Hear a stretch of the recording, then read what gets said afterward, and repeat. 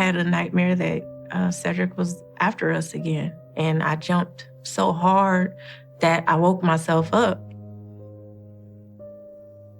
I just feel like he's watching me right now. It's nerve-wracking. It's really hard.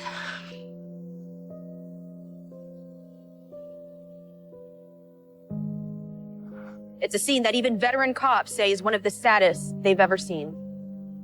It was sickening.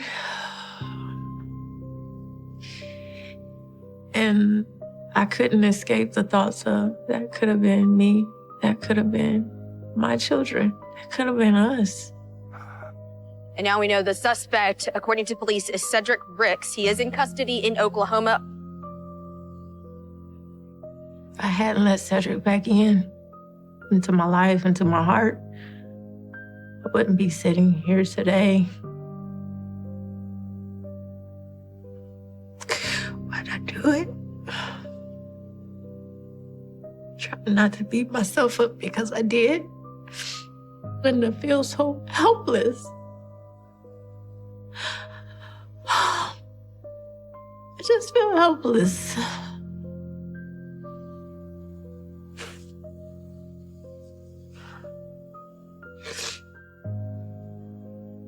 I'm sorry.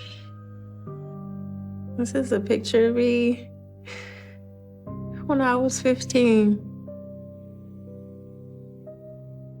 Whew. This is when I really started to notice Cedric and take interest in him. Boy, if I could only go back in time.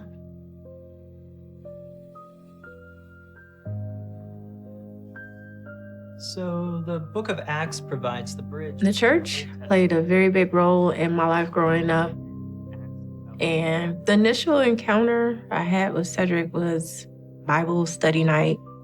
To whom also he shewed himself alive after his passion by many. Cedric was my first love. He was cute. I had this huge crush on him. He was very charming.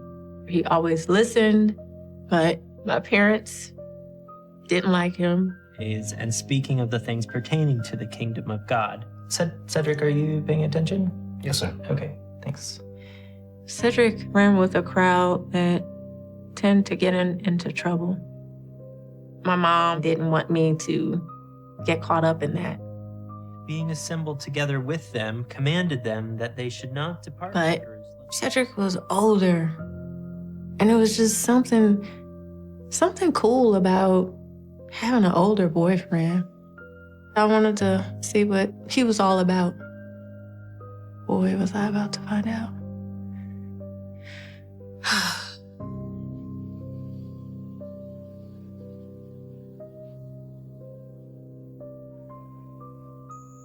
Cedric and I started talking and we started hanging out, which was nice. Prom is approaching. Every girl wants to go to prom. Well, my parents don't approve of Cedric, so since I knew I couldn't go to prom with Cedric, I asked a friend from church that I knew my parents would not disapprove of. Then I tell Cedric. At first, he was okay with me taking someone else to prom because he knew there was no way my parents were going to let me go with him. But then Cedric found out I kissed my prom date. Tashana! Tashana! Cedric got so upset. He was really, really angry. He accused me of cheating. I guess you got a new boyfriend now, huh? I had never seen that side. What do you mean? It really took me off guard. In his anger, Cedric tells me that he picked a fight with my date. Don't worry. I made sure he got the message. What message? That you're mine. It was surprising to see Cedric react like that. I really didn't understand why he was making such a big deal about it. Now I can say that was a form of control. He couldn't control what I was doing at my prom without him being present. Cedric, I think you should leave. I don't want to see you anymore. After the incident with prom, I didn't want to see Cedric anymore. He just stopped speaking.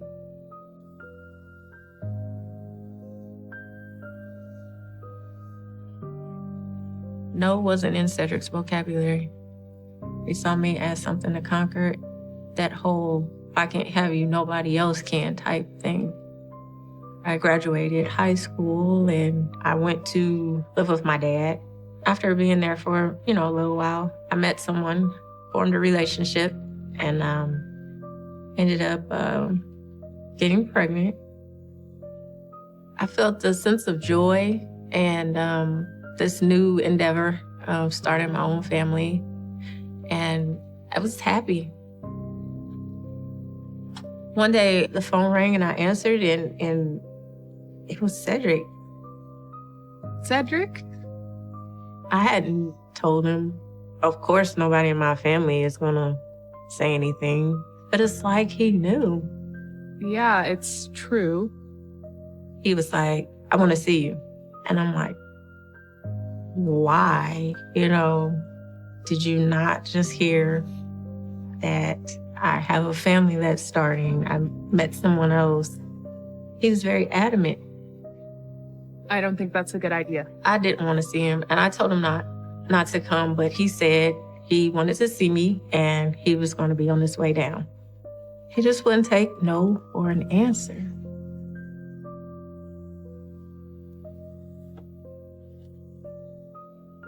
Cedric came to the house wanting to talk, and reluctantly, I went. Hopefully he would say what he had to say and just leave me be.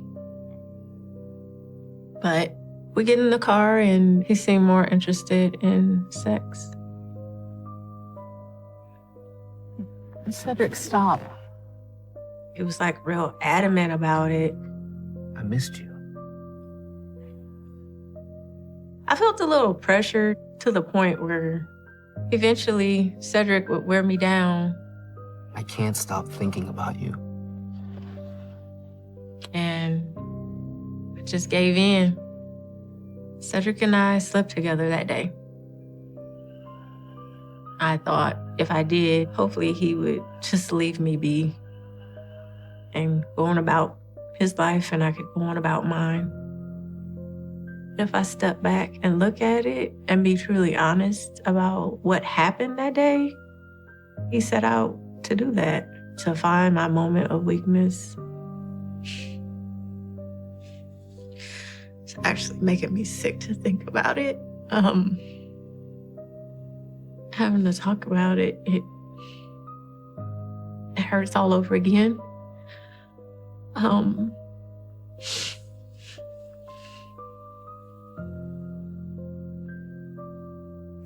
I just feel like if I hadn't answered the phone, what would life have been like?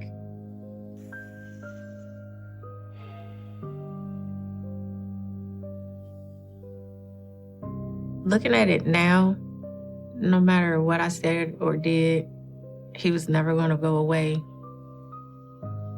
It was a Sunday at church. I was down in the church nursery changing my daughter and noticed that Cedric was coming in the door. Cedric. And my first response was, "What are you doing in here?" I was just in town and I wanted to see how you've been. It was a shock for him to just come in there like that. And he proceeds to tell me, it's like, "Oh, she's so pretty." Thanks. Cedric was very persistent We should really catch up. and said he wanted me to call him sometime. I don't think that's a good idea. It was very uncomfortable. I mean, there's no reason we can't stay in touch. It's like, hey, I have a baby. I'm moving on. You would think a person would be like, okay, we're done. Let me leave her alone and let her do what she's gonna do. I have a family now. We both have to move on. But he wanted me to call him. He wanted me to talk to him. I was just trying to let him know, hey, I'm going on with my life, go on with yours. I have to get her home. It was getting uncomfortable, and so I grabbed her and I got upstairs. You take care of yourself. Thought that would be the last time I saw Cedric, but he just never went away. At this point, I wasn't afraid of Cedric. Knowing what I know now, I really should have been. Cedric was acting crazy, and he wasn't going to stop until he got what he wanted, to get me back at all costs. So if he couldn't have me, nobody could, then he would kill me. I tried to focus on the baby and my fiance. We were supposed to get married and do all that, but he decided to go enlist in the Navy, and he has orders to go to Japan. I couldn't see myself in Japan, and we ended up going our separate ways at that point. Once I was on my own, Cedric and I reconnected. He was constantly sending messages to my cousin. I was able to see a more softer side of him. We moved in together, and things were okay at first. But one day, a woman called while Cedric was away at work. After constantly asking who this lady was and her evading the question, I wanted to find out who she was. So my next step is to question Cedric. Some woman keeps calling for you and won't say who it is. When Cedric got home, I asked him about it. How was that any of your business? He got really angry and said he didn't like being interrogated. He did not like it one bit. And what do you care who's calling me anyway? It got to the point where I just was going to leave and told him I was just going to go to my mom's, and proceeded to head to the door, and he grabbed me and he choked me.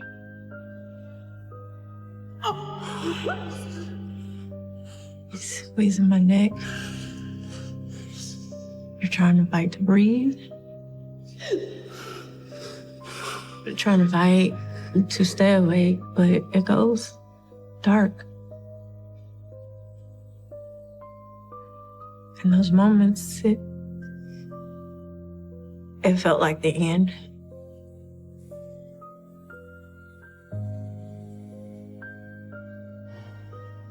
Oh my God, Tashana, are you all right?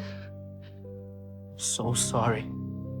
When I came to, Cedric was apologizing, saying that he was sorry, he didn't mean it. I don't know what I was thinking.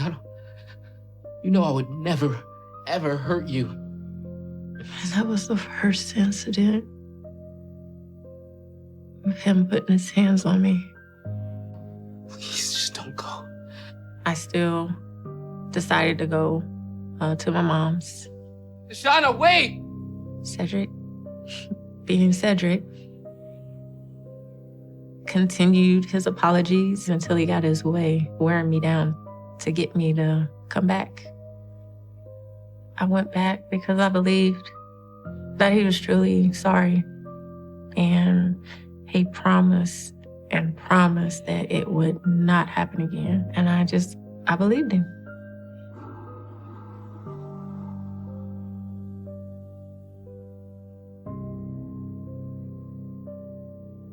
I said yes, because as time passed, things seemed to be going pretty good. The relationship seemed to be stable, but what I thought was normal turned to be not so good.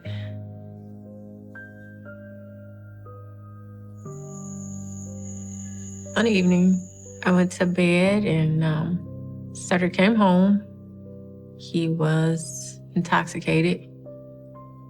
And I thought I was just gonna go back to sleep. Cedric then wants to engage in sexual activity. I didn't want to, and I told him no. You're drunk. Leave me alone. He's forcing himself upon me. My strength is no match for his. I mean it. Stop it. I just couldn't fight him off. And he raped me. No! At the time, I didn't know that even though you're married, if you say no and they force themselves upon you, that it is still considered rape. Another reason I didn't tell anyone is because I felt like nobody would believe me. The next day was like any other day, as if nothing happened. Shortly after, Cedric and I were expecting a baby. It was just going to be tough to do it on my own, so I elected to stay. The way I was raised and brought up is, okay, you're married and this is till death do you part. There was some hope that maybe he could settle down and be a father.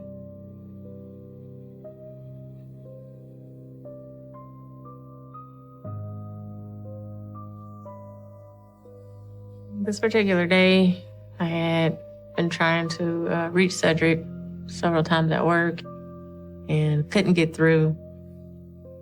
He hadn't called back or anything. And I was sitting at the table looking over some books I had, and he came in and he wanted to talk to me, and I wasn't receptive. In my mind, I'm like, I've been trying to call you all day. What's wrong with you?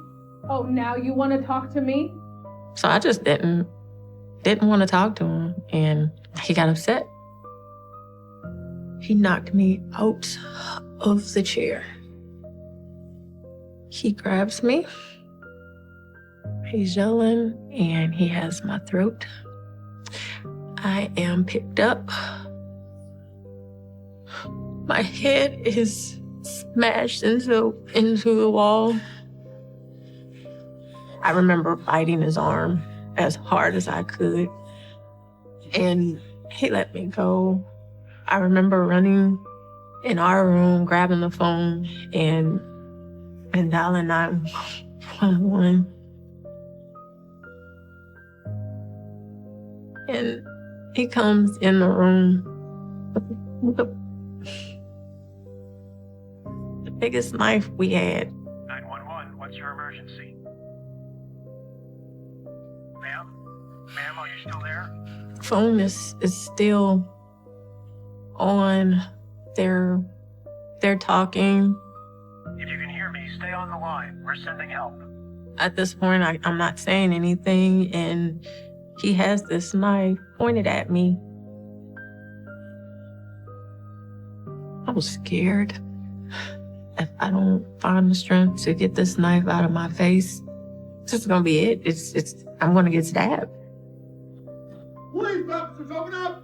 I just remember banging on the door, the police announcing who they are. Need you to open up this door, now! The police had arrived, and they convinced them to open the door, and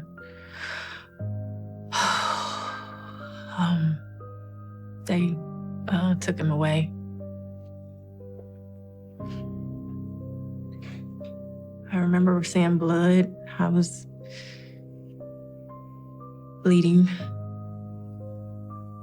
I think it was here. Ended up having to get stitches as I was cut. And all because I didn't want to talk to him after he hadn't responded to me all day. The next day, Cedric was to appear in court. No one told me. And So I missed the opportunity to testify against him. By me not being there, the charges were dropped. People ask, why didn't she leave? Why didn't she leave? You know, it's not just easy to pick up and leave. I'm pregnant. I got another daughter. I stayed because I felt like I had to.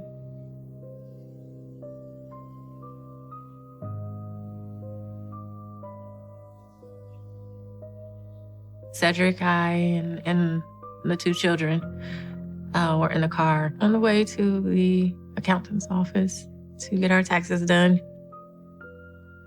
Cedric was making more money than I was, and he wasn't contributing. And when we were in the car, I asked if he could contribute and do more. Can we talk about sharing the bills? What is there to talk about, Tashana? Pointing out the fact that I needed him to do more than he was doing. All I'm saying is I don't see why we can't split the expenses. It upset him. He started driving crazy. Crossing into oncoming traffic. He said that he would kill all of us. Slow down. Go ahead. Keep talking. I'll run us right off the road. I was terrified because I believed he could or he would do it. There was nothing that I could do. We make it there. We get our taxes done, and I was trying to get the accountant's attention to make him aware of the danger that we were in. But with Cedric being in the room, I was unable to do so. I felt completely trapped.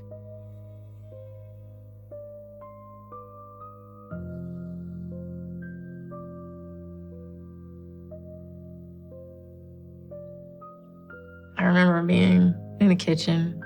Cedric's helping my daughter with something school-wise. No, you do it the way I told you. Don't shout at her. He seems frustrated. I gave him a suggestion on how to help. He set off by it. Next thing I know, I'm just on the floor. Cedric was on top of me, holding me down on the floor. Cedric had a knife, and he started stabbing the floor with the knife and telling me that he would kill me. I should just get rid of you! It's overwhelming right now. I feel like I'm right there. Oh, this is tough. I need a moment.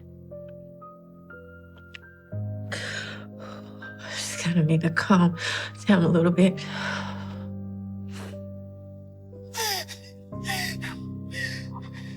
I am on the floor with a knife at the side of my head.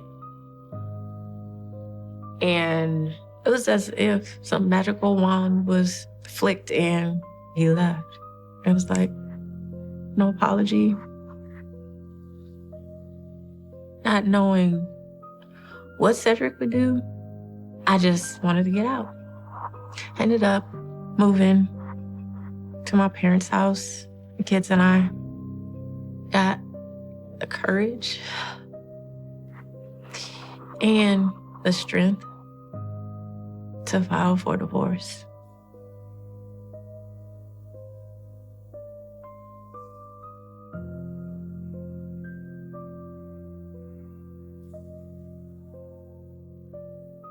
I ended up filing for protection order, and every time I went to court for anything, my dad was with me.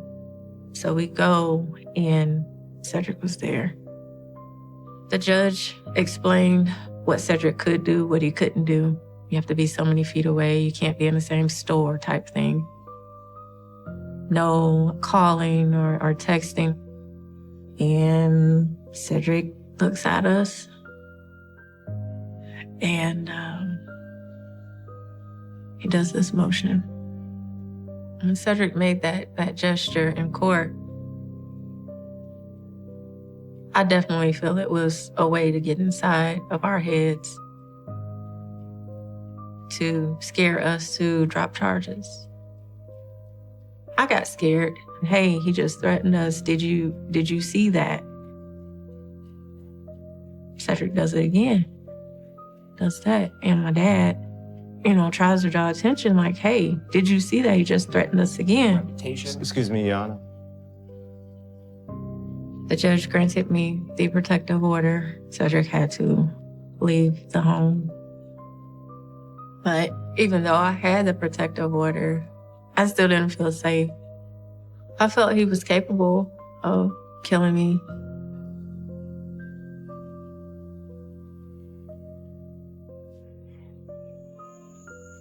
Soon after I got my protection order against Cedric, he started violating it by texting me saying that he was going to end it all. There were times he would call me saying, I've seen you and your new boyfriend. And I'm like, what are you talking about? Sometimes me and one of the guys in my department would go and have lunch, and how else would he know that unless he was stalking me at my job? It causes you to constantly feel like he's there in your presence, even though he's not there. One day I was at working, and my dad called me. He's like, I think Cedric tried to break in. The door jamb was messed up. My dad said it looked like he used a crowbar or something to try to pry the door open. Finding out Cedric tried to break in, it was unnerving. Like there's no escape. I started staying up night after night, wondering if he's gonna try to break in. The times that Cedric did disobey the protective order and the police were called, they pretty much just told him to stop. Did Cedric stop? No, he did not. He continued to do what he wanted to do. It's like being in a bad dream that you just can't wake up from. I felt like there was nothing that I could do.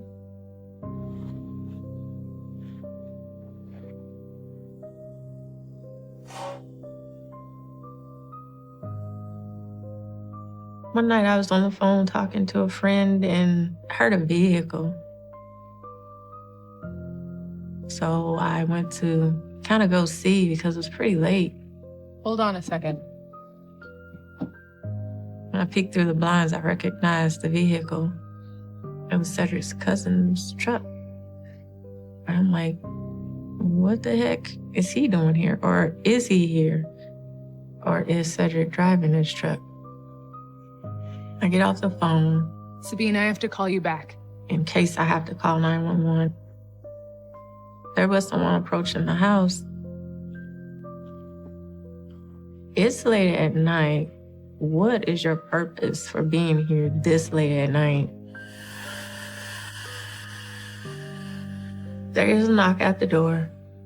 I back away from the door. I had the phone in my hand and was ready to dial 911 if need be. He knocked and I didn't answer, and eventually he left. It made me feel very unsafe, very uncomfortable in my own home.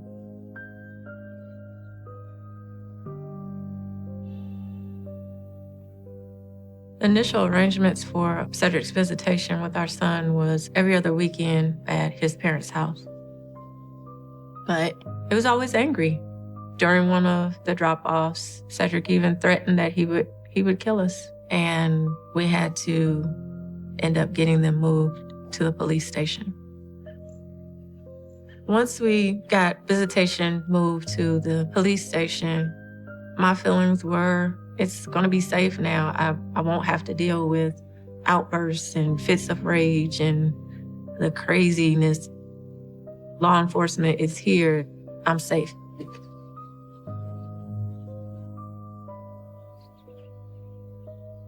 Come here. One day I was picking my son up from Cedric at the police station. Next thing I know, he's got me by the throat. Cedric grabbed me by the throat and he was choking me. I couldn't break free. Never would I ever have thought for a second that I would have been attacked at the police station. Place of safety, a place of refuge that you could run to when you're in trouble. But yet, he did what he wanted, when he wanted.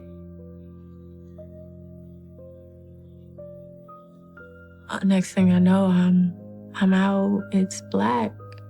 I can feel myself being moved. Ma'am, are you okay? I feel warmth in my head. Over here.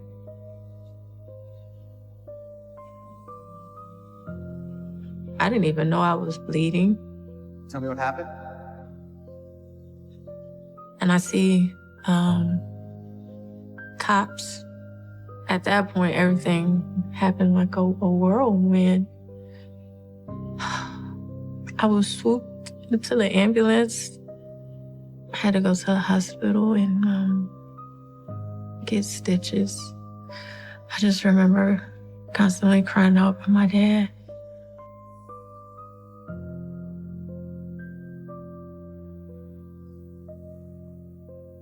After the attack, Cedric was not allowed to see our son for a period of 2 years.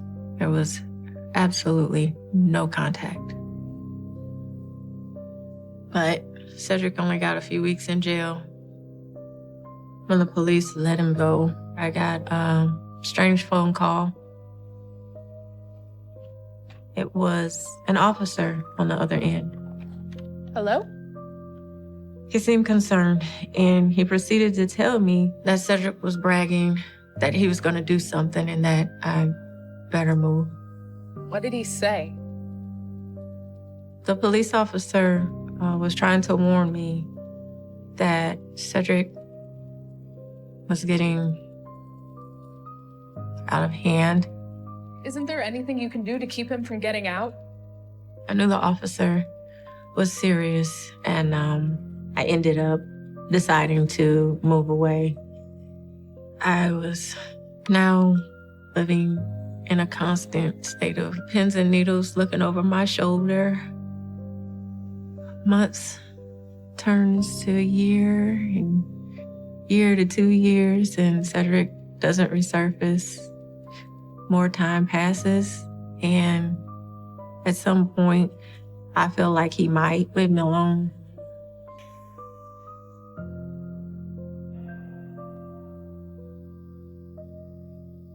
I get a phone call from my sister.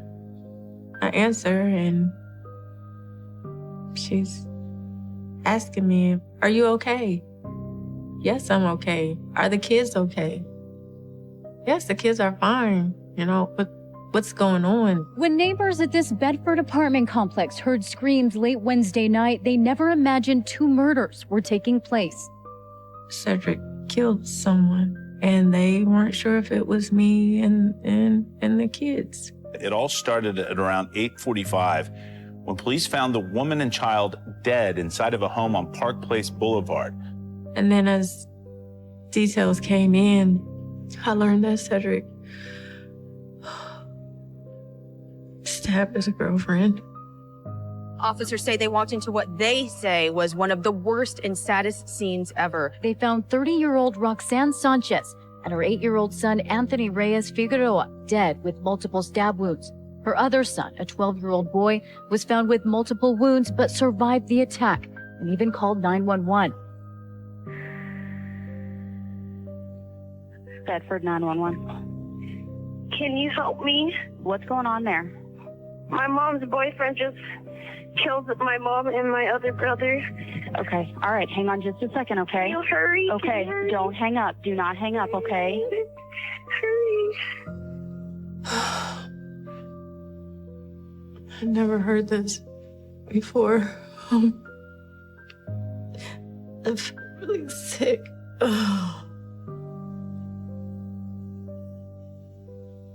Cedric did stab him, and he survived by making the same noise that his brother Anthony made. Where's your mom right now?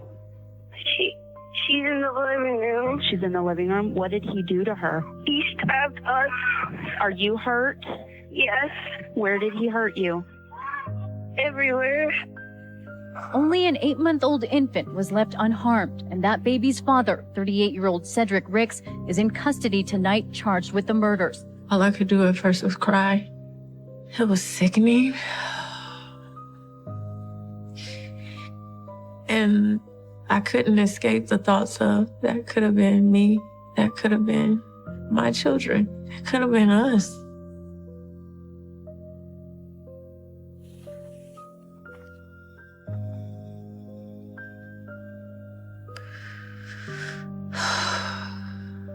This is a picture of Roxanne.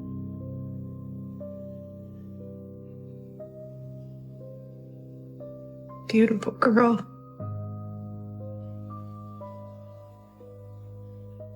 This makes me sad.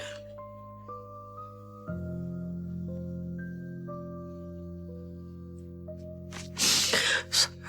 It just makes me sad. I wish I could have told her. Roxanne and Anthony, their voices were taken from them. They're no longer here with us. They can't speak and they can't tell their story, but I can be their voice for them. That's why I testified. I did it for them.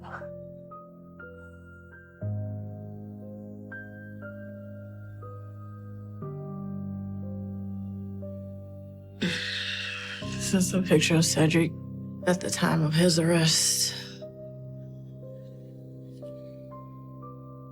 I don't like to look at him. And it's not feelings of hate or of bitterness. It's just pain. It brings back so much pain. Cedric continues to haunt me at times. I'm left with scars, physical scars I can see. I'm left with emotional, mental scars. Those are things that have affected me even up until this day. He has left a mark.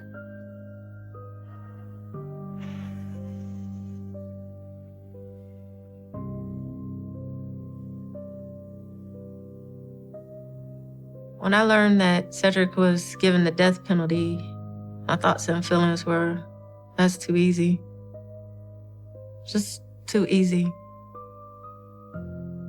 Not so much wanting him to suffer, but just be responsible. Cedric needs to take responsibility for his actions.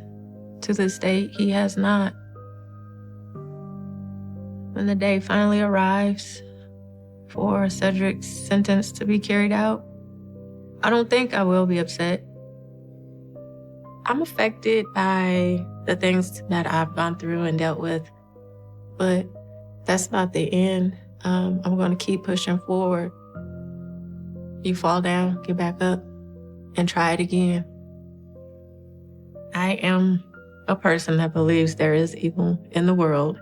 My message is to know the signs, see them, be honest with yourself, and take action, because it could be the last chance you get.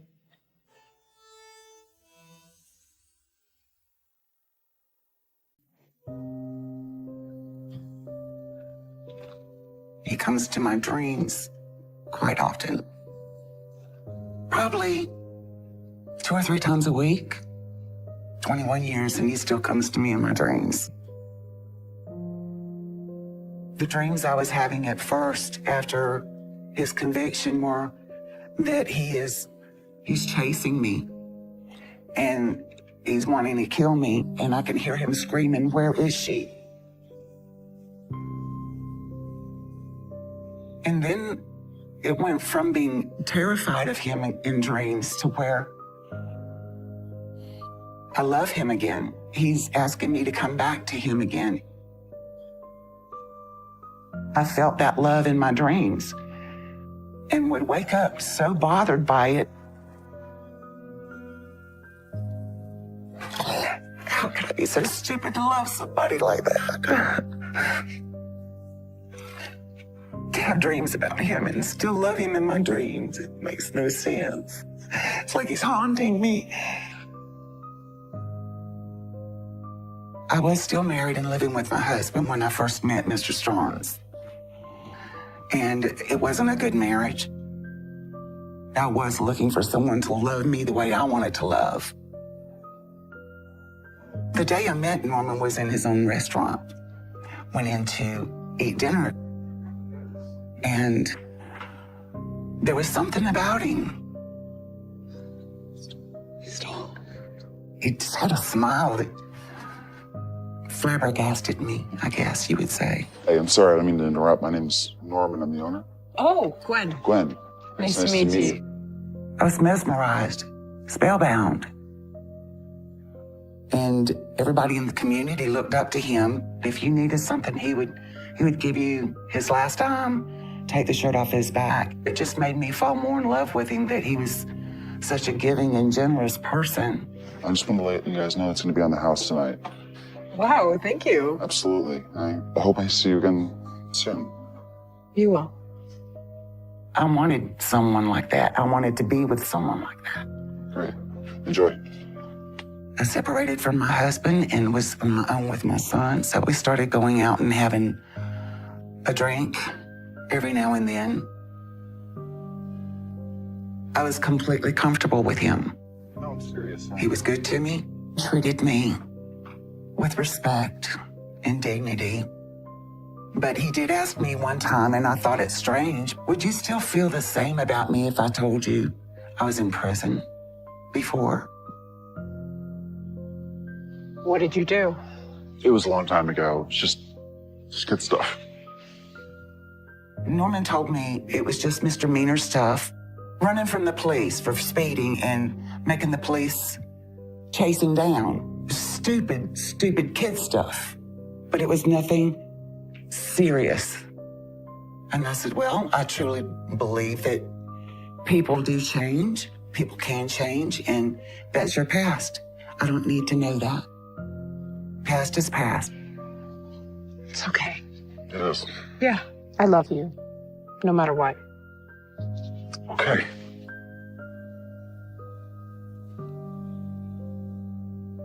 I should have caught on that maybe I just don't need to mess with him, but I never looked at it that way. I was mesmerized by him.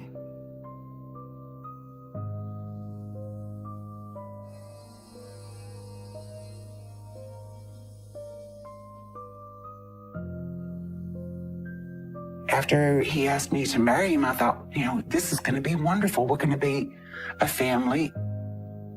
He was real good with my son. Oh, this is your present right here. Whoa. You like it? Anything my son needed, he got for him. You and me tomorrow, we're going to go fishing. All day long, just you and me. All right?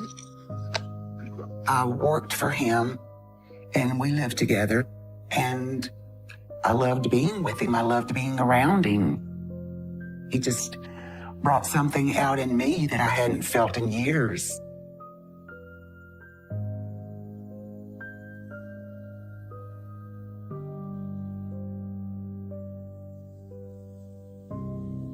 Norman had an ex-girlfriend that had cheated on Norman with a family member of his, and that was hard for him to get over. Hi. Hey, What are you doing there? I'm installing a tap on this phone line. Wait, you said you were setting up a tap? Well, he told me that she had called and wanted to see him again. that she still loved him, but she was married at that time. So he told me, he goes, you know what I'm going to do? He says, I'm going to set her up. Do you think you should do that, Norman? This woman is getting absolutely everything that's coming to her. He decided that he was going to lead her on and then record their conversations and give it to her husband to get back at her. I can't believe what I'm hearing, and I can't believe he's going to do something like that and be that vengeful, that mean. Norman, why are you doing this, sweetheart? She deserves this. She hurt me. If he was supposedly engaged to me, there was no reason to. Honey, we have a life together now. Can you just forget about her? Yes, we will move on with our lives together as soon as I finish this, okay? Not long after that, Norman said he gave her husband the recordings of their conversations. And I never heard any more about her or the woman's husband. I learned him that if you do something bad to him, he's going to get you. He will find a way to get his revenge on you, no matter how long it takes.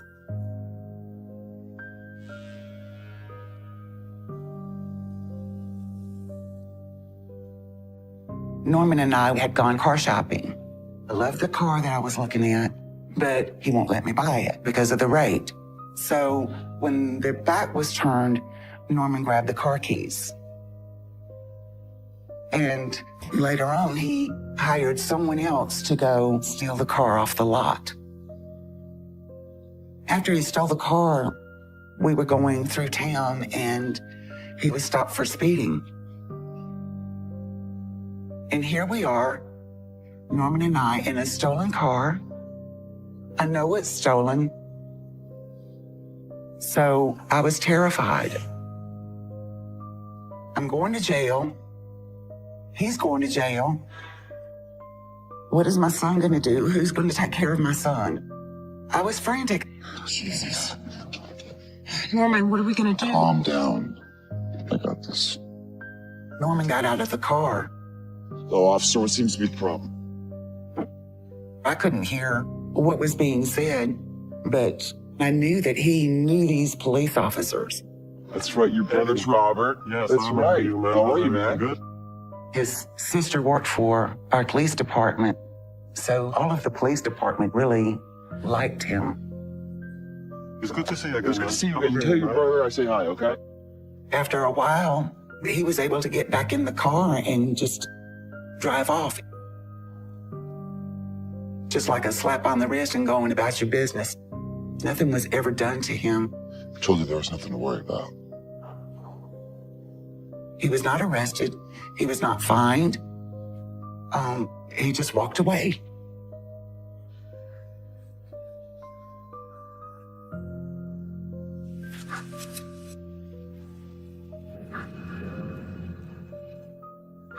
Norman was shot. And he was ranting and raving that he was going to take care of it himself. He was not going to turn this boy in. He was going to kill him.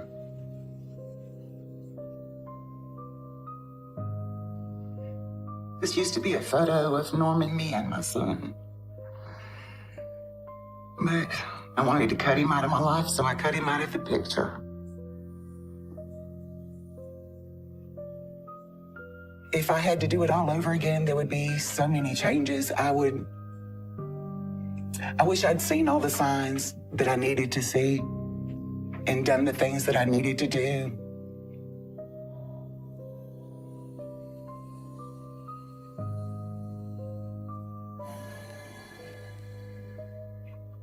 Norman had a gun on him 24/7.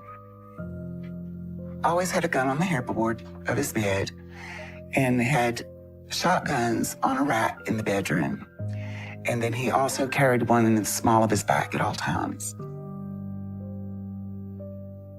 It didn't alarm me because I know he was a businessman. And the money going out of the restaurant, you could be robbed. So it didn't bother me that he had a weapon on him. Phone's on. Right. I love you. Until he started using them during his anger.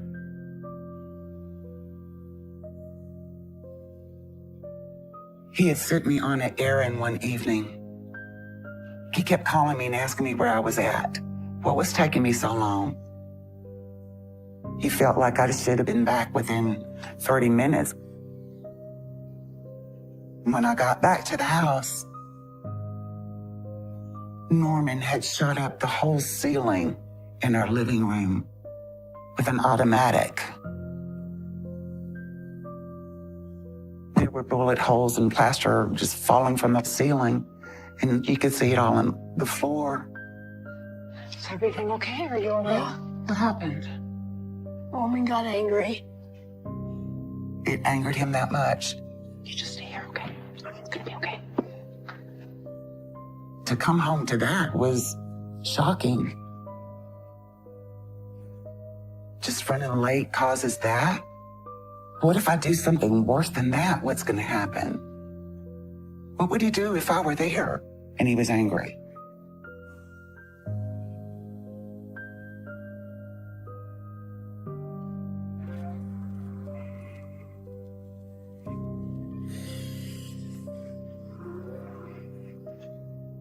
His sister had committed suicide, and they were very close. And he didn't handle that very well. He got into drugs, and they just took a hold of him. And things started going downhill from there.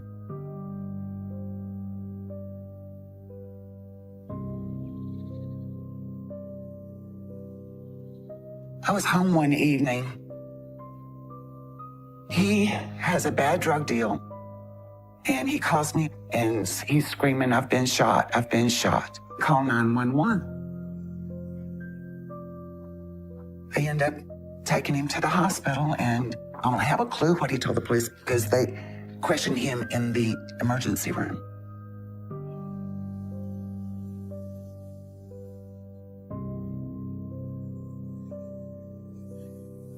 Norman never told the police the truth about what happened because he wanted to take care of things himself. He made the comment to me that he was going to get this guy back, that he was going to take his revenge. In other words, he was going to kill him. He told me he was going to kill him. So he said he wanted to plan a cruise, but have someone go in his place to make it look like he's on this cruise when he murders this boy that shot him. I never considered talking to the police because I never believed that that would ever come about. People talk when they're angry, that they're going to do things that you really don't expect them to do. People say a lot of things when they're angry. I know I have. So I never really truly believed that he would go that far. And he never did anything to the gentleman. Nothing ever happened to him.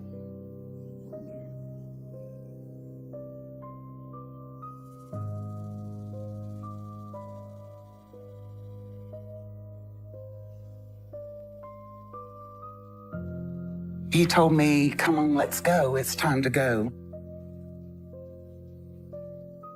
They're dead."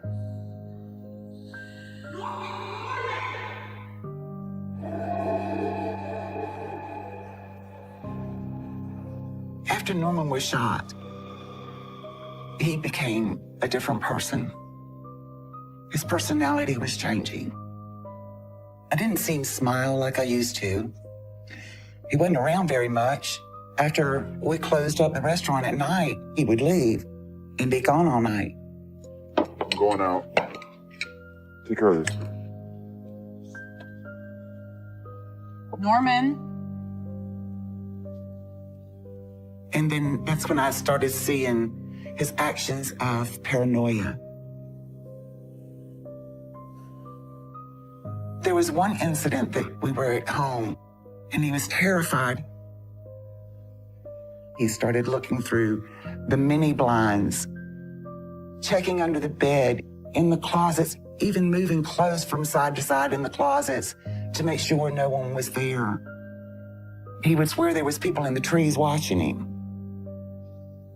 It terrified me. He just got more and more evil.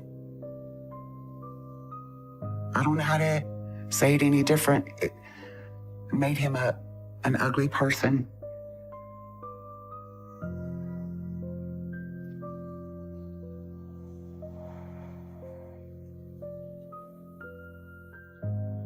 Norman and I would go to the drag strip quite often. He loved drag racing, and he was getting angry at me because I wasn't sitting with him. What? He was screaming at me, accusing me of flashing people my breasts and acting like a whore. This is crazy. He proceeded to beat on me, to pull my hair, to try to gouge my eyes out. He kept kicking me and kneeing me in my legs. My son's begging him, please stop beating on my mother. Daddy, please don't hit my mom. Excuse me.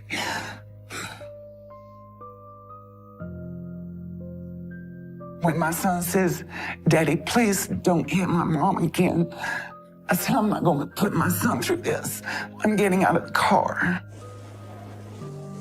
We got out of the car and he leaves us. We're stranded a couple of 100 miles from home. I called a friend of mine to please come and get me. If anyone crossed him, he was always in a plan to get back at him. So if I could file a complaint on Norman, I felt vengeance would come my way, that I would suffer from it. I was scared to death to do anything because I had to go back home and get in the same bed with him.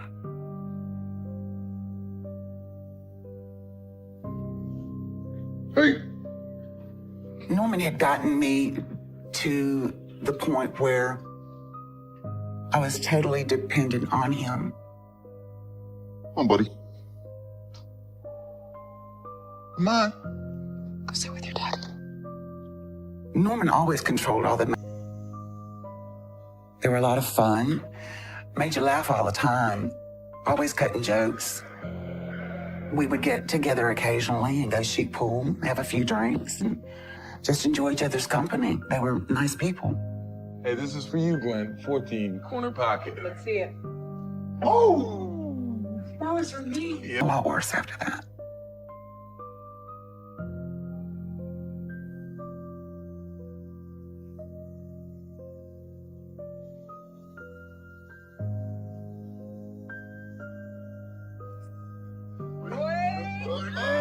Oh, looks like luck's just not on your side today, Norm.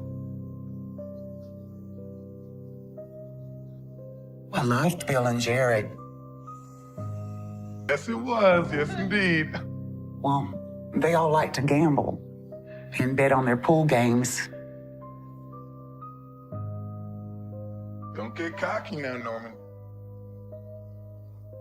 And in the temple, according to Bill, Norman shot him $40, and that upset Bill very much. He felt that, what kind of friend are you to steal $40 from me?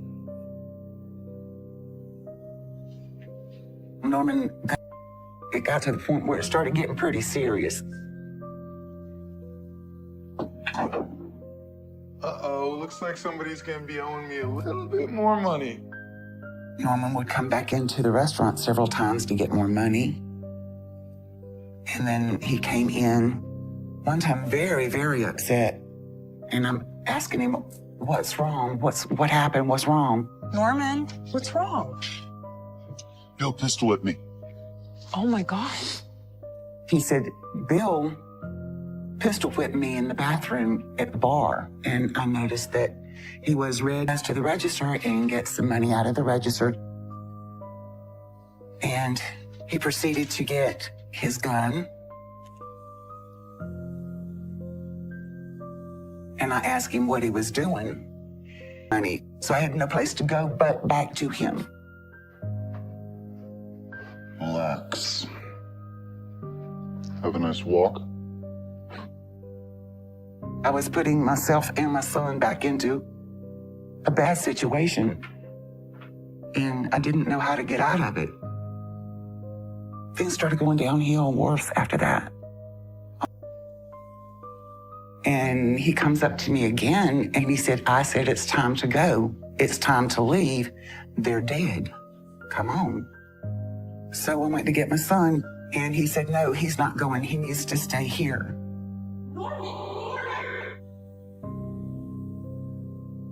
Let's go. It's time to go. They're dead. And I looked at him and I said, yeah, right. They're both dead. Come on, let's not do this anymore. I get in the car and we start going down the road, and it's headed towards our home. And I ask him, where are we going? He keeps telling me to shut up. And I kept saying, Norman, where are they? Where are we going? And he wouldn't answer me. So then we finally pull up, and it's in our driveway. And I said, Norman, where are they? And he said, they're in the house. They're dead.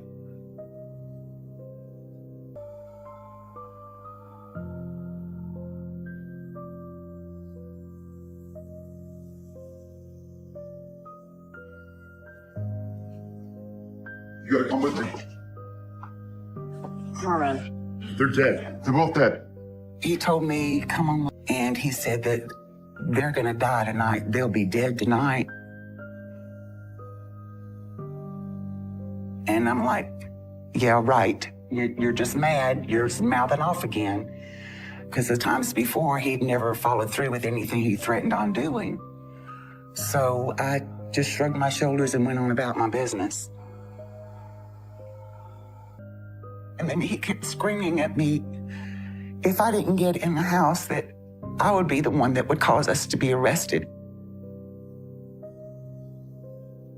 So I proceeded to go into the house, and the first one I saw was Jared. And he's laying in my floor, looking up at the ceiling with a look of fright in his face. And he pointed down to Jared and he goes, you know, that could be you. He makes me look at him. He goes, I know he's dead, but I don't know about Bill. And he points towards our bedroom. He gets out of the car and he goes to the front door and he opens the front door. And the first thing I see is a pair of legs laying in my floor.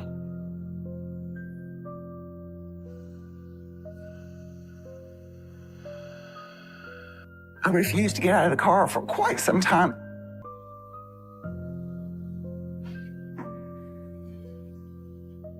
And Bill is laying in the floor in our bedroom. And then he goes into the bedroom to check on Bill.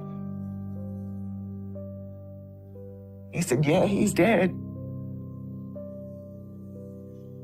And Bill had the same look in his face, like sheer fright. It was almost indescribable.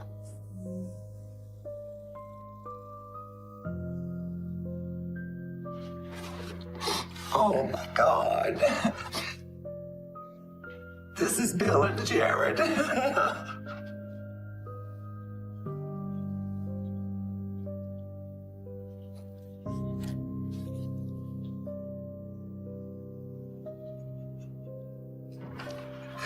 Your fault. And he drags him to the front porch to load him into the trunk of the car. And then he did the same to Bill. He drug Bill to the trunk, put him in the trunk. And I didn't know what to do. My brain and my memory, and this is the last memory I had of him.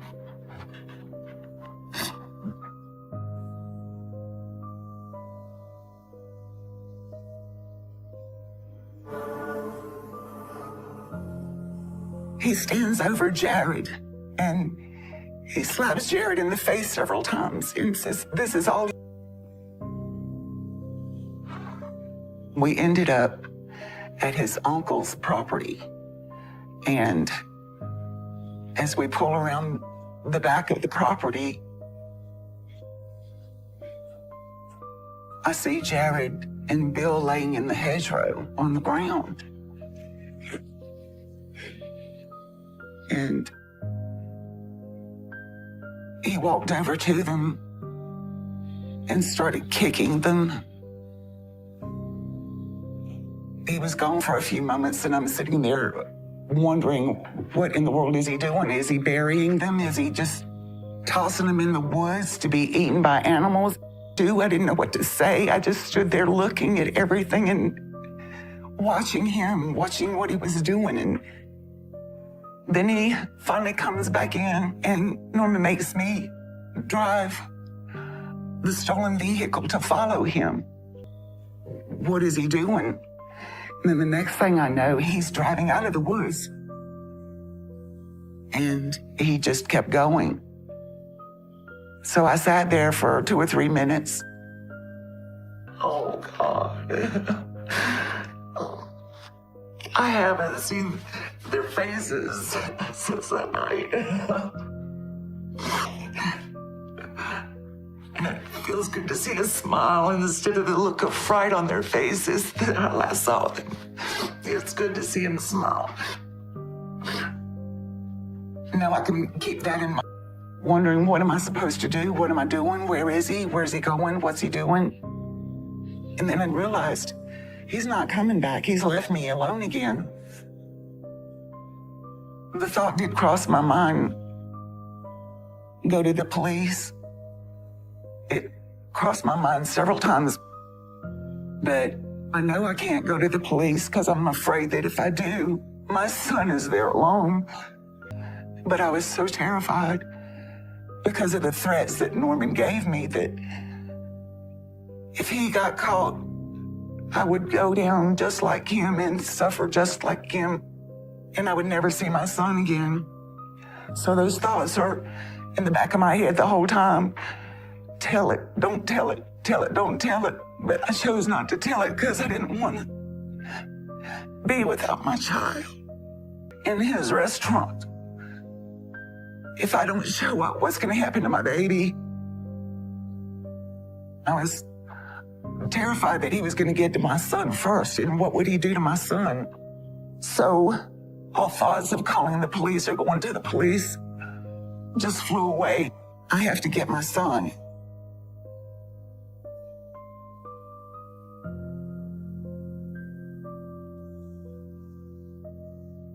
Norman kept telling me that if I said anything or did anything, that I would lose my son, I would lose everything, and I'd be in prison and would never be there.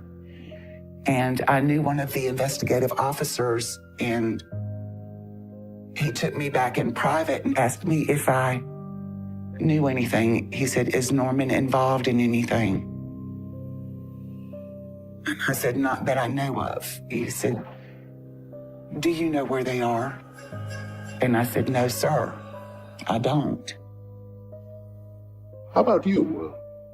When was the last time you saw these folks? It's been a long time. A long time. Yeah. I wanted to tell him the truth so bad to see him. Knowing that he has had phones tapped before, I was terrified to pick up the phone to call anybody. If I left, he would hunt me down. He would make sure I was dead because I knew too much of what he had done. I saw too much. So I just sat there and cried. All I could do was sit and wonder, what's going to happen next? What's he going to do next?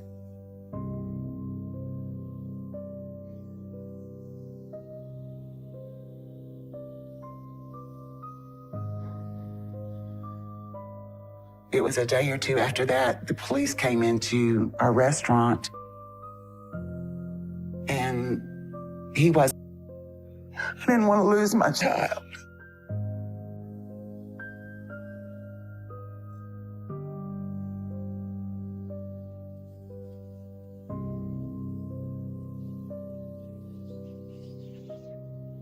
Norman went out, and when he came back, he had me walk outside with him, and he said, come look at this. Oh, God, is that what I think it is? Yeah. Dog dug it up. He's angry because he's drinking and doing other drugs. Norman, stop! Puts me in a chokehold. Tells me it's a good night to die. It's a good time to die. I just pray to God, God help me. He brought a tennis shoe back that was dug up by the dogs, and the dogs was chewing on one of the feet.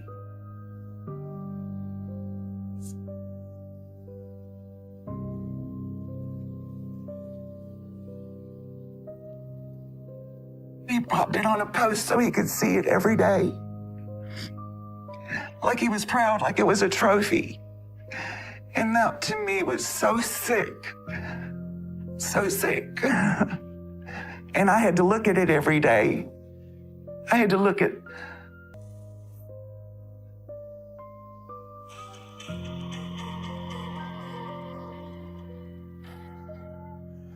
Norman came to the house, and the next thing I know, he's in a frenzy. Stop him now, he will kill me.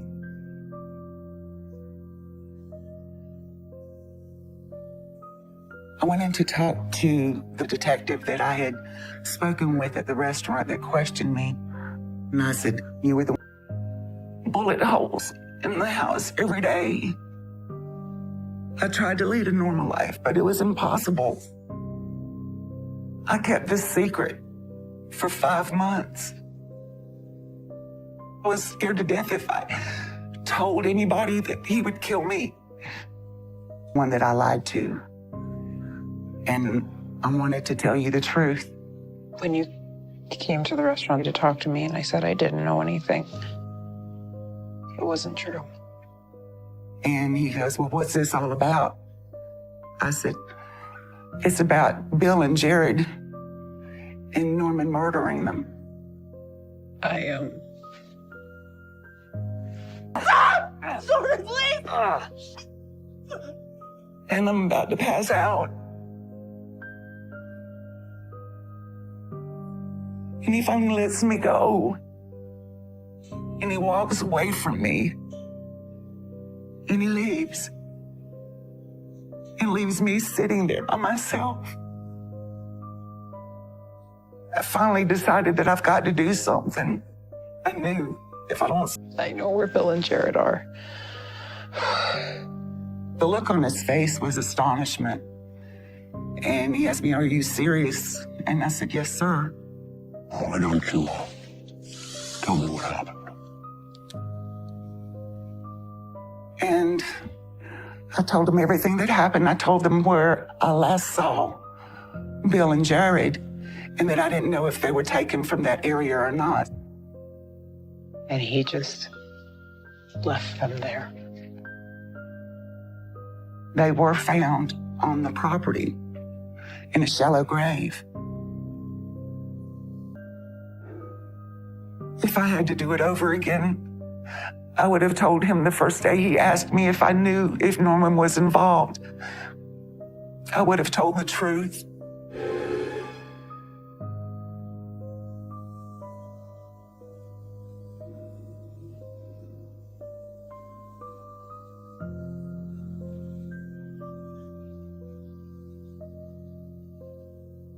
The police department asked me if I would be willing to testify against Norman, and I said, absolutely.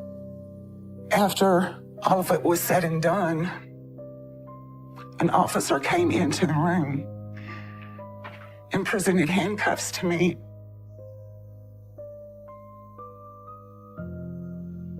And I was just away with it.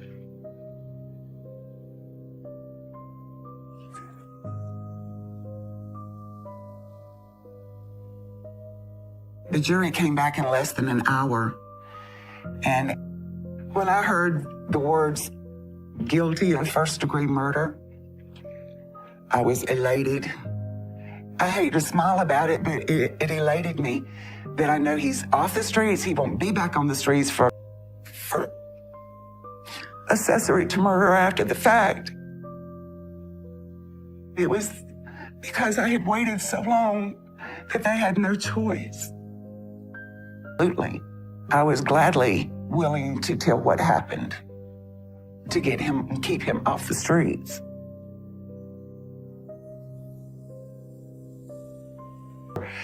For a long time, if never. And I felt like I could breathe. Now I can be me again.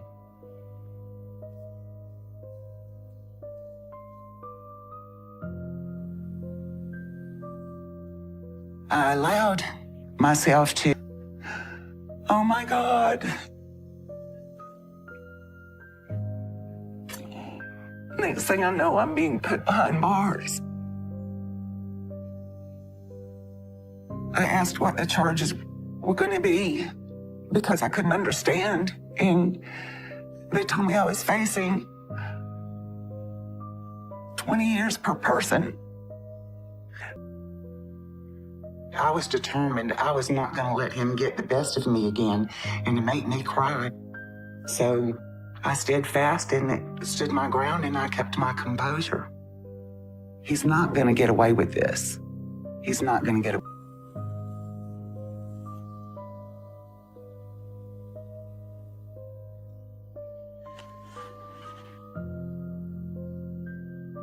Him questioning me was one of the hardest things I've ever been through. Please stay, please. Inside. To finally break down and accept a date. And I was real leery about it. I remember telling him, if I ever see a change in you, I'm gone. I'm out of here. What I want people to know is I thought I could change Norman. But the first signs you see of abuse, verbal abuse, physical abuse, no matter what it is, get away from it. You need to walk away, no matter how much you love them.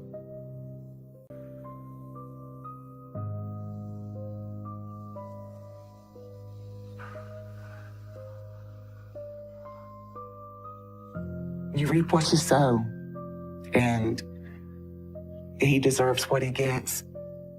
I won't stick around, because I'm not going to deal with that again.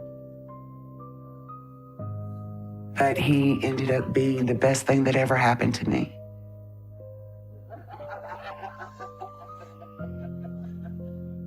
We eventually got married, and we've been married for 21 years, happily. And I know that he's always going to be there for me. He's always going to be there. He's my one true love, my one true love. I'd never seen before. And I never wanted to see that animal again, but unfortunately I did.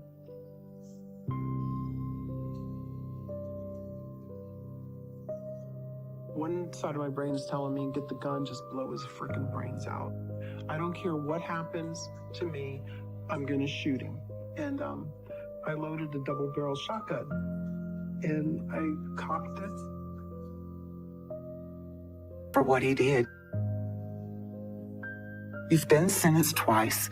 Let's get it over with. But if Norman is finally put to death, I won't be there. I couldn't imagine being there and watching that. What? It was an accident. I told him, I said, you keep your hands off of me. Don't you ever touch me again. And I said, because if you do, I'm going to, knock you out of your chair. After school that day, all these kids were coming up to me saying, did you hear what Bob did? Did you hear what Bob did? Hey, what's going on? Are you kidding? What? Oh my God, Bob totally beat the crap out of Dennis.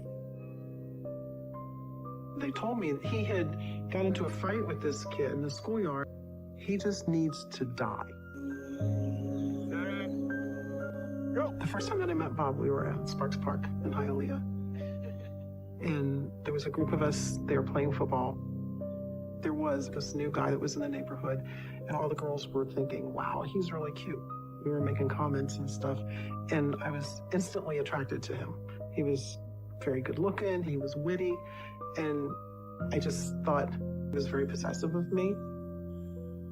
Other guys, you know, if he found out that they were talking to me, horsing around in class or anything, it was always the same thing. He would tell them, you better just stay away from her. One time we were in high school, and one of the guys that were sitting in front of me turned around and like grabbed me on my thigh. What are you doing? And, you know, then one thing led to another where we became a couple. I remember he just put his arm around me and pulled me close to him and told me, you know, you're mine forever, and nobody else is ever going to have you because we're going to eventually get married. And that just made me feel so. It breaks my heart to think of any woman or anybody else ever going through some of the things that I went through or what his victims have gone through. How in the hell could I have ever loved anybody like this?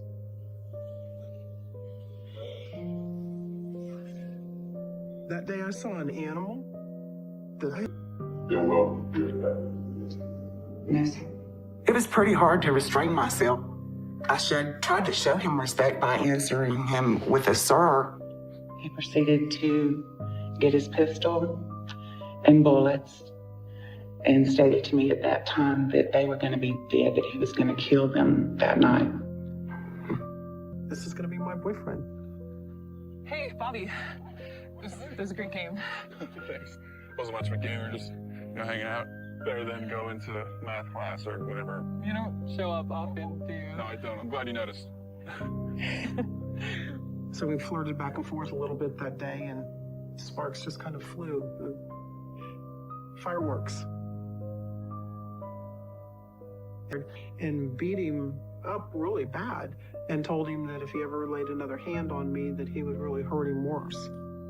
He beat this kid to a pulp. What happened? I heard that you beat up Dennis. He was asking for it. I told Bob, I said, why did you do that? I had taken care of it in class between myself and the teacher.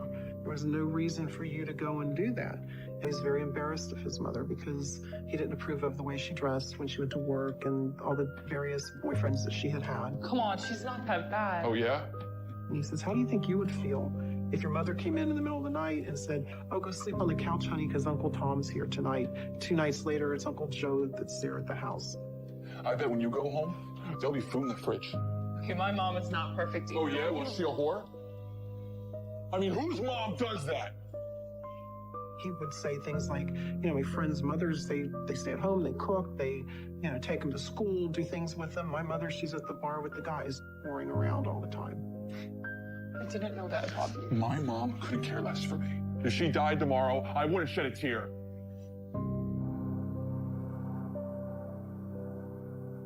Special that somebody wanted me forever.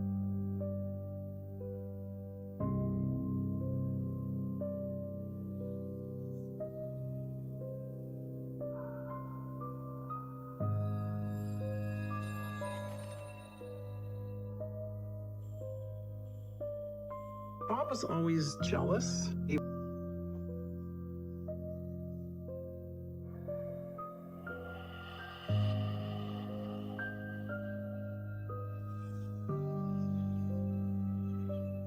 Early on in our relationship, he told me that he hated his mother. Bob's mother worked as a bartender, and she was a very attractive woman, so she always had a lot of men around her. I'm so sick of this. She's such a slut. Bobby! What? He was always, because they were right in each other's faces, screaming and yelling and calling each other all these crazy names. I didn't know if I should just get up and go, and leave the house, or if I should stay there.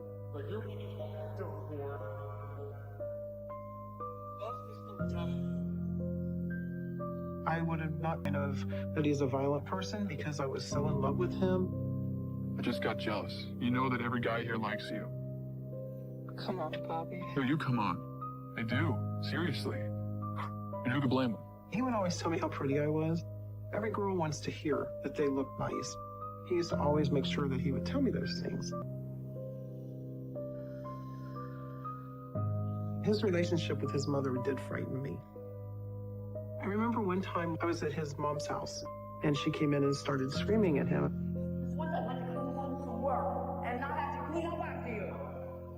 And he started yelling back at her, and things escalated to the point where it scared me. I really thought he was going to end up hurting her. You're fine. And then I realized there wasn't actually a bullet in the gun, that he must have just put a primer in the gun to cause, the loud bang. I instantly jumped up and started screaming at him, what the hell are you doing? That's not funny. And he started laughing, this evil laugh, and he said to me, I've been surprised if I would have gotten the phone call that he had hurt his mother in some way. Bob always had a fetish for guns.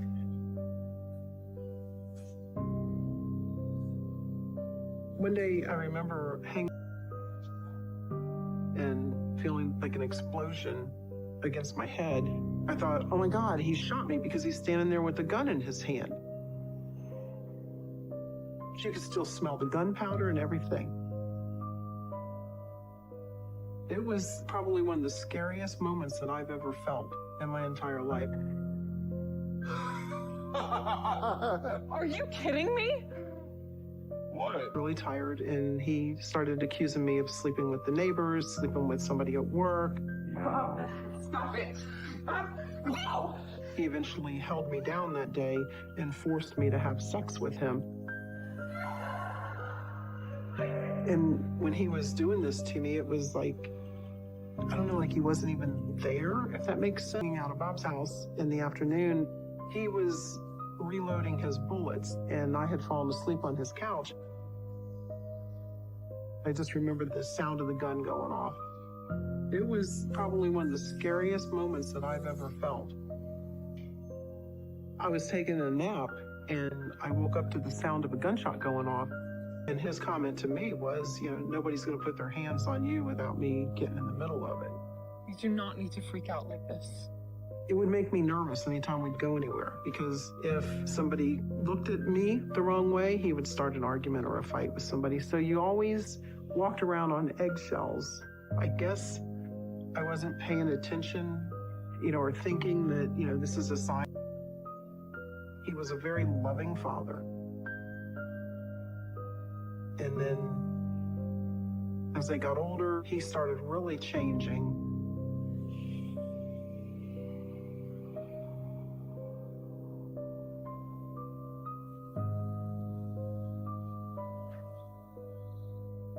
In the early stages of our marriage, it was a very normal sex life that we had.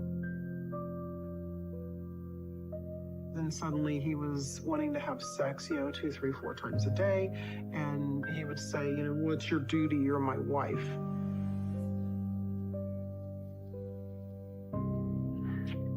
Again? Yes. Again. Bob, come on, not now. Baby. I remember one time where I didn't feel like having sex. I was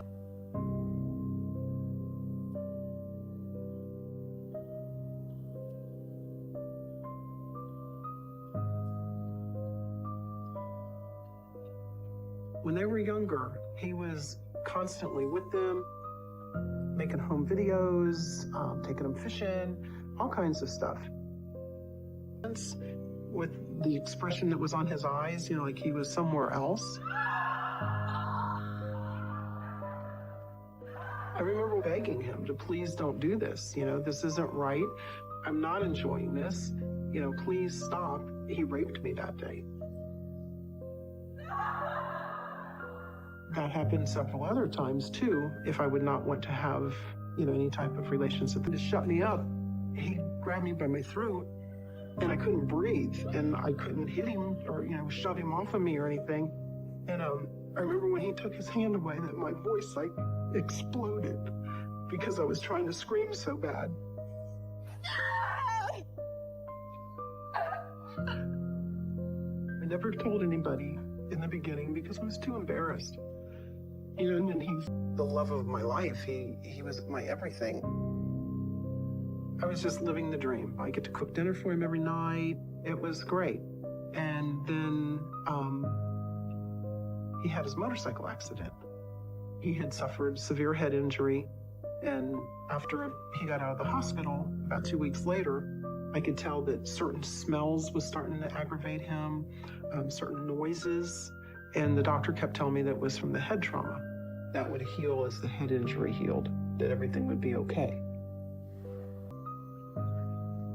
I had come home from work and her car was in the parking lot. So I thought, oh, Martha's here, which wasn't nothing unusual that she would come just before I got home from work or something, or be there, you know, to visit with the kids and everything. Martha? Hey, where's Martha? At the time, he would just go ahead and force me. And it was the most humiliating feeling that I've felt in my lifetime.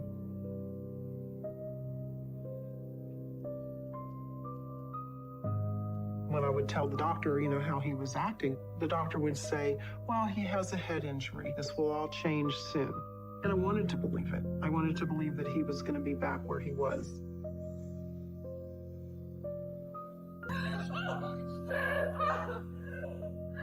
And he would just sit there and just slap me in my face back and forth. And then trying, like always, I'm sorry, I'll never do it again.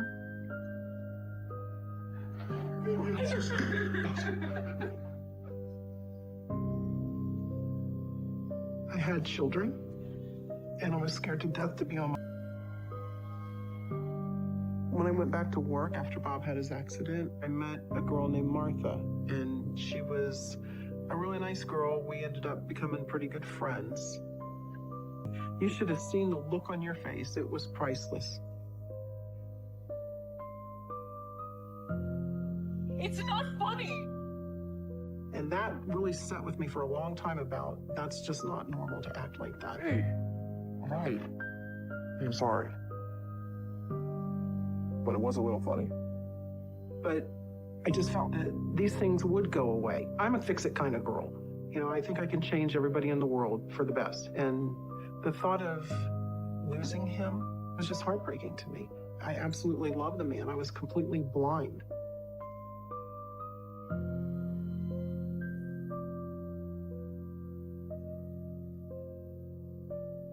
This day was the happiest day of my life at the time because I was starting my life with... What do you mean? I asked Bob, I said, where's Martha? And he was in the shower and he said, she's not here. Maybe she knocked on the door and I didn't hear her or something. So I didn't think much about it. I just figured we just missed each other in passing. Later that afternoon, him and I went to the movies. And when we came home, the Hialeah Police Department wanted to speak to Bob. Oh, you Robert Long? Yeah. My own, because he would pound it in my head that he would take my kids away from me. And, you know, I believed him. I truly believed him.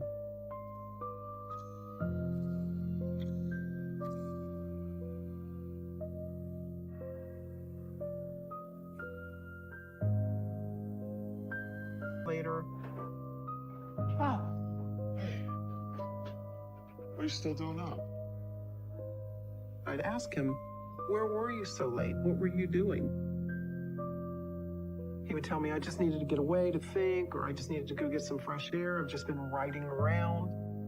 What were you doing driving around for 5 hours? I didn't like it because there was... What's all this about?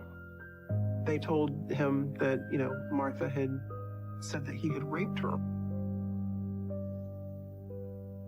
We went out that night, and when we got back home, the Hialeah Police Department wanted to speak to Bob. And are you friends with a woman named Martha?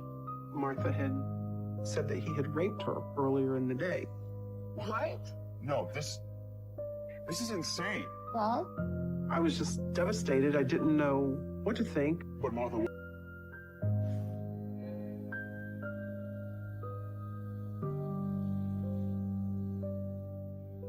I remember the very first time that he ever hit me. I was like 20 minutes late coming home from work. And when I came in the house, he accused me of having sex with people.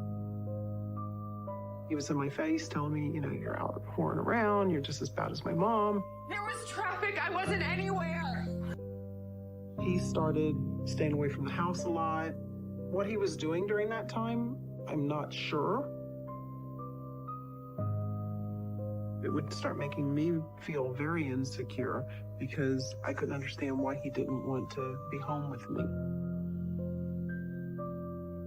But then on the other hand, it was a relief because he wasn't there to argue with. You told me she wasn't here. After they left, I said, well, then why did you lie to me about her being here? And he said to me, I didn't want you to get upset. Okay. Yeah. And I believed him, unfortunately.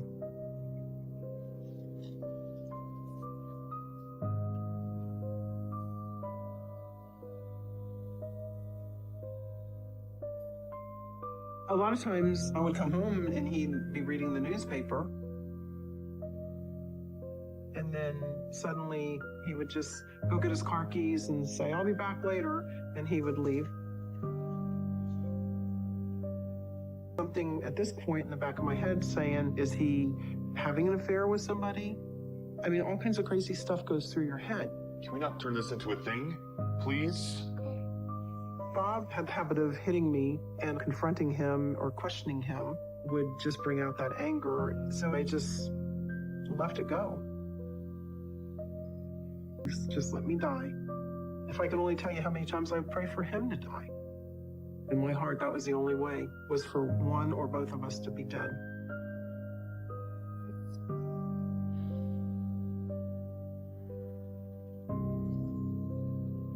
I remember one of the last times that he hurt me during our marriage.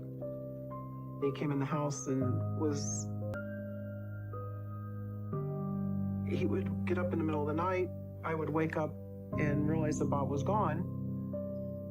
He'd come in sometimes an hour later, sometimes 3-4 hours. Bobby Joe and I were out going to the store, and when I was putting groceries in the back seat, she said, Mommy, look. And she handed me a used Tampax out of the back of my car. I was just...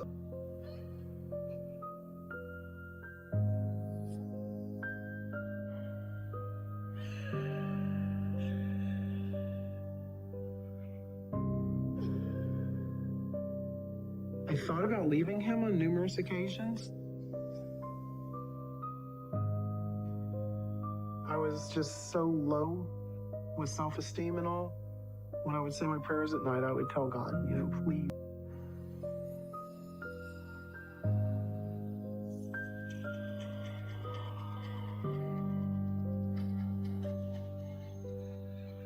Over putting up with his garbage.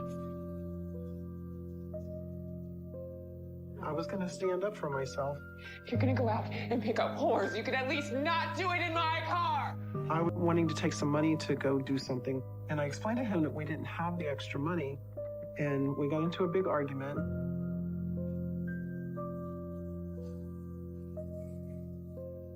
He ended up hitting me really bad.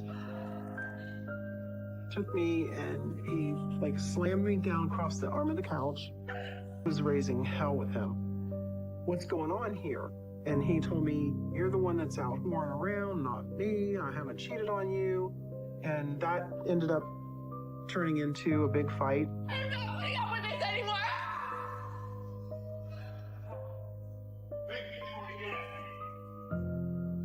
He slapped me around pretty good. Arrest him, and he'll be out of jail probably before I get out of here from getting stitches. And I'm scared to death. All right, I'll make you a deal. And he told me that he would be back in a week, and if I hadn't filed for the divorce, that he would arrest him.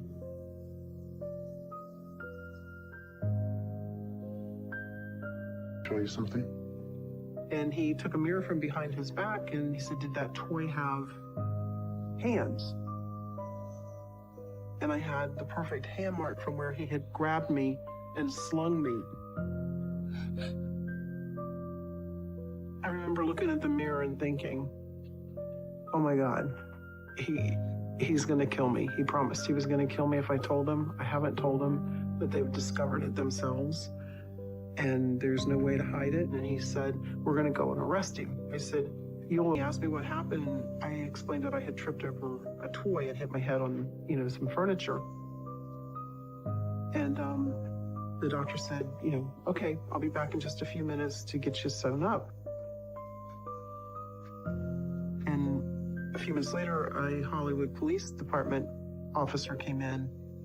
The doctor says you tripped and hit your head. I said, I already told the doctor I tripped on a toy and I hit, the furniture and it cut my head open. I was here earlier today. Yeah. So then, why don't you tell me what happened? Okay. Bob explained to them that, she had been drinking and she made advances to him, that there was no rape involved. I swear I never touched her. She came on to me, but I told her to leave. So that's why she's, calling the police and saying that I raped her. I guess the police didn't find enough evidence. There was no charges, brought up against her.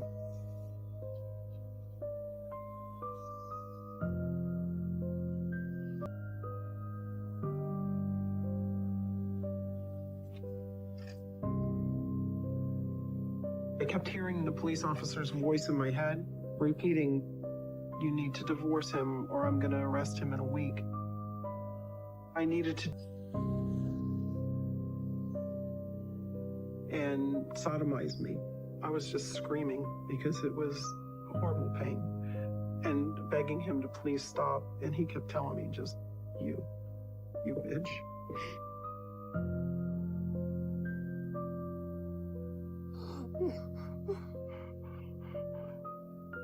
I woke up on the couch with him hovering over me, do something. But I believed that he would kill me. I was thinking, he just needs to die. If he dies, then nothing will happen again.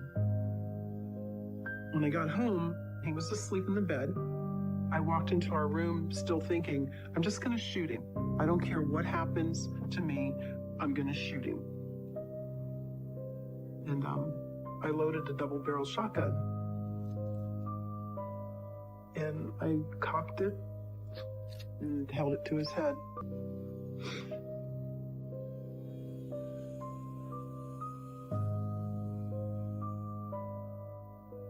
The day that he moved all his stuff out of the house after our divorce was final, it was such a relief to me. But then again, it was a big fear factor too, because I just knew in my heart that it wasn't the end.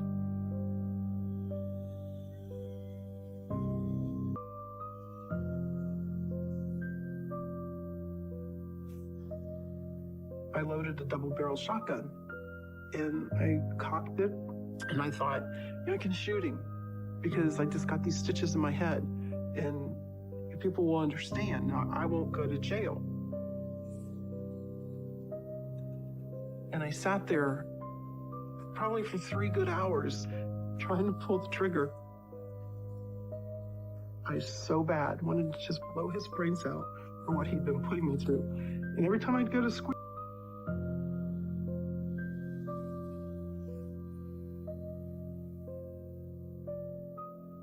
I was divorced in 3 days.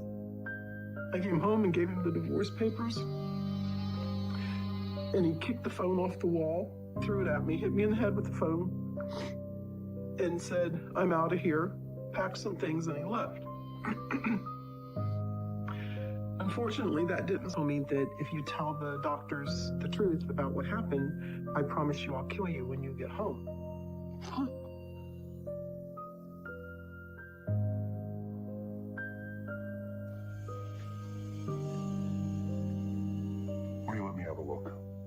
The doctor came in and he crying tears, telling me, I'll never do this again. I'm so sorry. If you would just shut up and, just not provoke me, I wouldn't do these kind of things to you. No. I realized that my face was bleeding really bad and I needed stitches. He refused to drive me, but you're not worth losing my children over. But I am filing for divorce, Bob, and I'm serious. And he told me, go ahead, file for divorce. He's the trigger. I think of my kids. And who's going to take care of my kids? He's going to be dead. They're going to see their dead father. They're going to see their mother with a gun. How can I do this?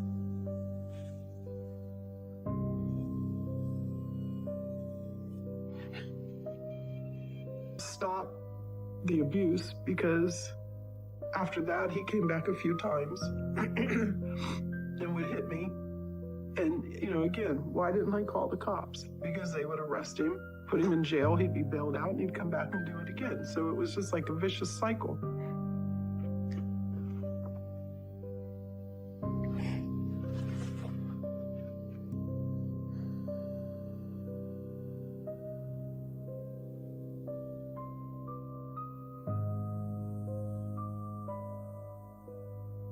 One evening when I came home from work, when I came in with the kids and flipped on the light, he was sitting in the living room in the chair that he used to sit in all the time, and it scared the hell out of me. It scared me. How did you even get in here? And I told him, you can't just come into the house anymore like this. This isn't your home anymore. He told the kids, go outside and play, because I need to talk to Mom about something. Bob, you need to leave. I have as much right to be here as you. No, you don't. Stop. Bob, stop it. Stop it. Stop. Stop. Stop. He, snatched me up, dragged me back to the bedroom, and raped me. Be careful when you're out there. Yeah. But I just figured that, he was telling us if we went out for drinks that there was, a lot of creeps out there and to be really careful to where we were going. I didn't think anything of it. Now police are speculating that these murders may be connected and fear it may be the work of a serial killer. He instantly said, oh my God, they killed Barbara, which was his girlfriend. Oh. And he said, no, I killed the girls. Bob, what happened? Was she okay? He said, no, I killed the girl. After that happened, he just got up, showered, and left. I think, how did I ever love you? How did I ever worship the grounds that you walked on? Because you're an animal. It was like he was a monster.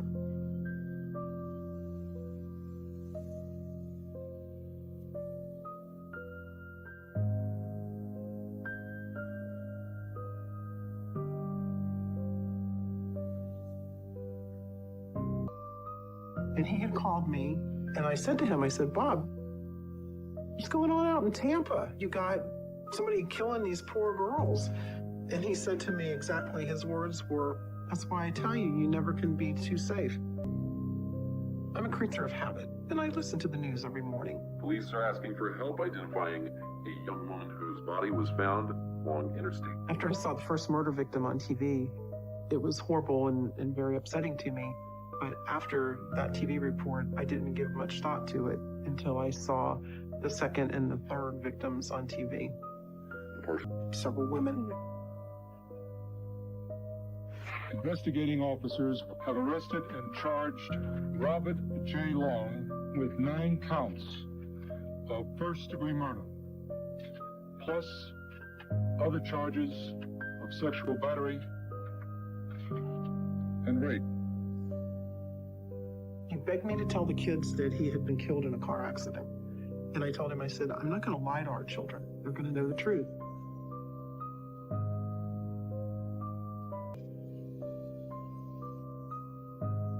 Finally, the alarm went off for him to go to work. He woke up with this gun to his head. He opened his eyes and saw the gun. What are you waiting for? And he told me, he goes, go ahead, bitch, you don't have the balls. Come on. It flashed through my brain that he might take the gun and shoot me, but at that point, I didn't care. And I said, I got the balls. I still can't believe this is happening. Anything you can remember from that time will be very helpful. Right after he was arrested, the Tampa Police Department wanted to question me. And A clothed woman was first spotted along the on-ramp by a passing driver. they were concerned that they had a serial killer, and they had no clue who he was or anything. And then, like a couple weeks later, there was another body, and they just kept coming. It's the third time in as many weeks that a woman's body has been found. Hello?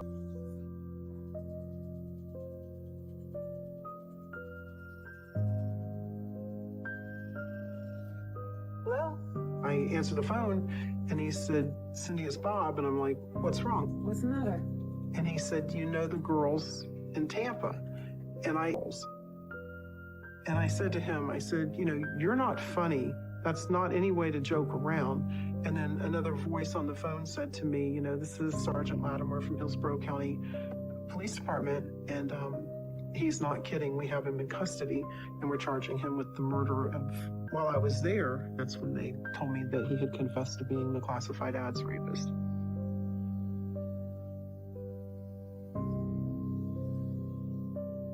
We think he's been building up to this for years. I had remembered hearing about that through the newspaper or the news.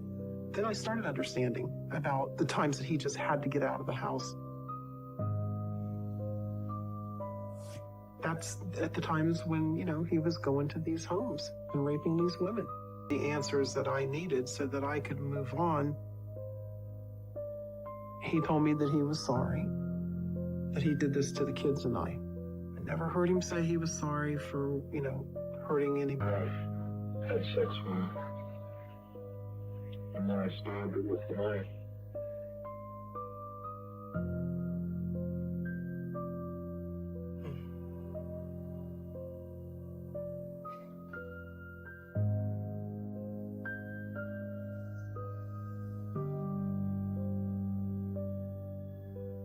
I told his public defender that I wanted to see him because I wanted answers. And I honestly thought that, you know, he would have enough respect to give me those while we were married. What the person would do was contact people that had stuff for sale in the newspaper. Then he would go and he would rape these women. I'm not sure the full count, but I've heard that it's in the hundreds. And those rapes were going on during the time that we were married. It was like little light bulbs were going off in my head the whole time that they were talking. Anybody else, but I'm sorry that I put you and the kids through this. I don't know, you know, all in all, I guess I probably destroyed about 100 people. A, B, C, D. I pull over, they get in, I drive a little way, stop, pull a knife, a gun, whatever, tie them up, take them out, and that would be it. I broke down and I said, you know, why didn't you say something to somebody? Why didn't you get help? And he said, what am I going to do? Tell you, Cindy? And the worst thing is I don't understand why. I don't understand why. I figured it was so obvious there's something wrong with me that when they did catch me, that they would fix me.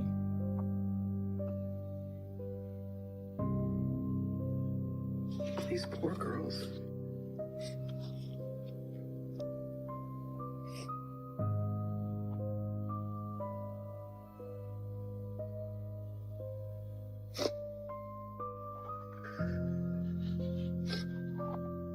I wish I could tell every one of their family members how sorry I am that he did this. It makes me so angry to look at this. I was just in total shock that, you know, I had been reading about this person and now today I'm being told that that was my husband. And all this stuff is right there in front of my face. And I didn't pick up on any of it. And to this day, she won't talk to me because of what he did. And she said, you can't tell me you didn't know something was wrong. But unfortunately, I didn't pick up on it, and the guilt really ate me alive for years.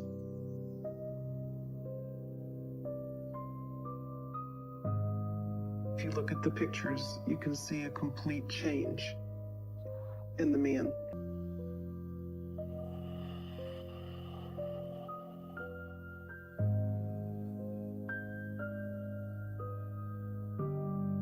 He showed absolutely no emotion whatsoever. And them coming back with the death sentence didn't surprise me at all.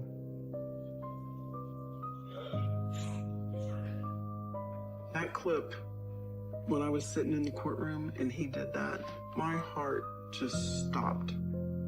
That's Bob. There you are. Through the eyes and all. Here, he's still got clear eyes and he's happy, and you can see the eyes are starting to change, and then it's just a mean, evil son of a bitch. so sad to look at this. Angry at myself for not being able to help them. Angry at him for him thinking that he had the right to choose when somebody lives or dies. I feel so bad for these girls. What did they do to deserve this? There's just something in the eyes that just screams evil. I wish I would have seen it. I wish I would have paid more attention. It was a gradual change, so perhaps that's why I didn't notice it. And I think, how did I ever love this person? But I didn't love this person. I loved this person. He's shown his true colors.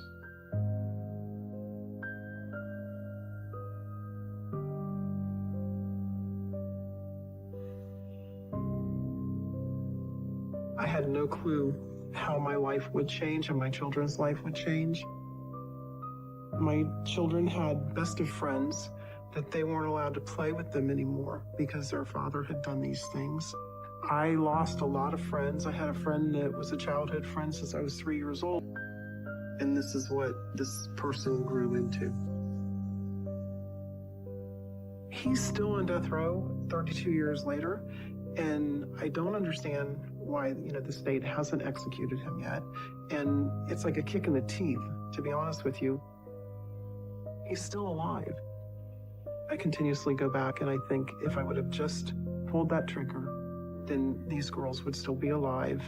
The families wouldn't have hurt the way they do. My kids wouldn't have hurt the way they do. I just think that it would have prevented a lot of chaos.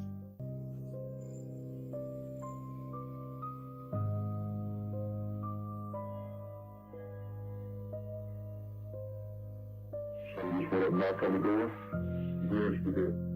I said, well, I got my shoes for the door. I just wanted to take a look at it. She said, yeah. I got inside, I had the gun.